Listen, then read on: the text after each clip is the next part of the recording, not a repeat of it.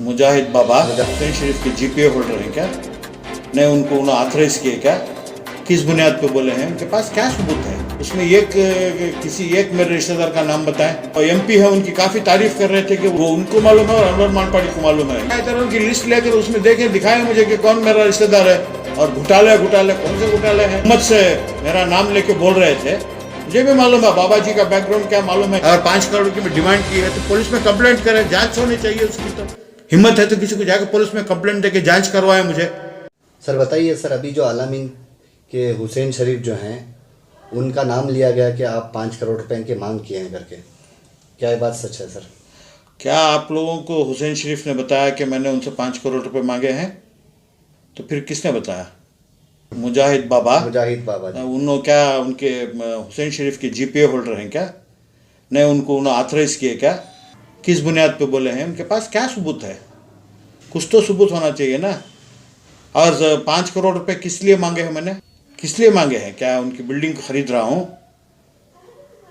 नहीं, उसमें से और एक भी इल्ज़ाम है कि जो भी वो दुकान है उसमें आप ही के ख़ानदान के ज़्यादातर दुकान हैं।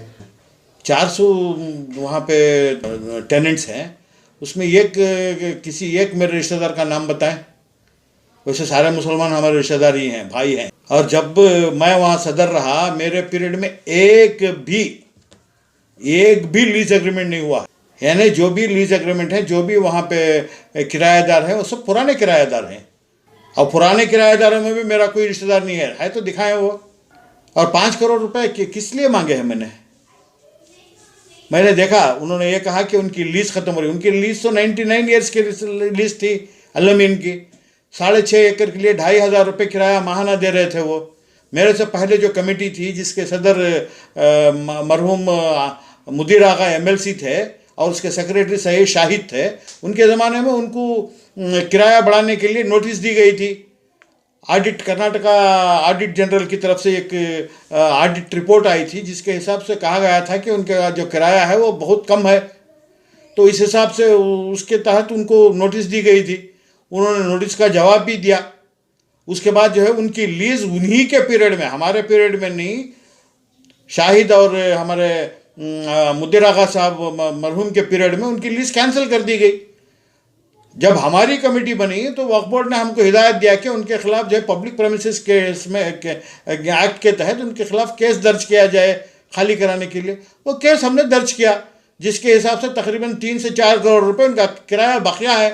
ये बात सही है कि जो केस वक्फ बोर्ड में इस वक्त चल रहा है उसमें जो है अब तो वो किराया मेरे ख्याल से 7-8 करोड़ के करीब हो गया है। क्या वो किराया मुझे आना है क्या? वो किराया तो वक्फ बोर्ड को जाएगा ना। केस भी वक्फ बोर्ड के तहत है। अब वो बाबा जी एक वक्फ बोर्ड के मेंबर जो एमपी है उनकी काफ़ी तारीफ कर रहे थे कि वो एक ही मेंबर हैं जो अच्छे हैं, बाकी सब जो है करप्ट हैं।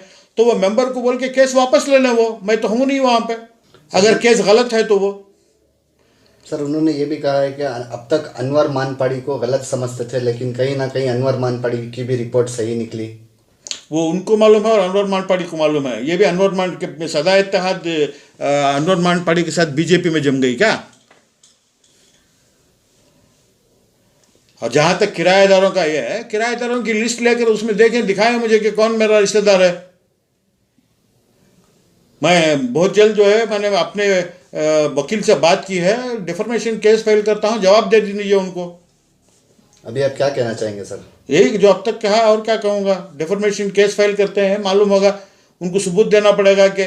तो आप पे जो भी इल्ज़ाम लगा है वो बेबुनियाद है। क्या इल्ज़ाम हैं? आजकल फैशन हो गया, जो भी चाहे, किसी को कुछ नहीं मालूम वक्फ के बारे में बोलने बैठता है।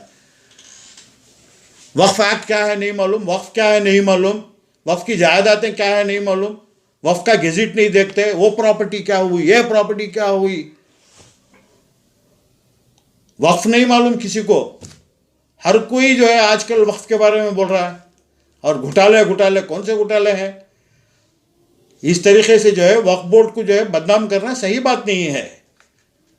वक्फ बोर्ड जो है एक बिल्कुल एक एक्ट के तहत, पार्लियामेंट्री एक्ट के तहत बना हुआ बोर्ड है। वो ऑटोनमस बॉडी है। वक्फ बोर्ड के मेंबर्स कुछ गलत हो सकते हैं, कुछ ऑफिशियल्स गलत हो सकते हैं, कुछ इकदाम गलत हो सकते हैं, लेकिन सारे बोर्ड को बदनाम कर देना क्या है? ये बीजेपी वाले कर रहे हैं, मुझे मालूम है। अब सदा इत्तेहाद भी उसमें गई है क्या? ये भी क्या बीजेपी और आरएसएस के इसके ऊपर चल रहे हैं?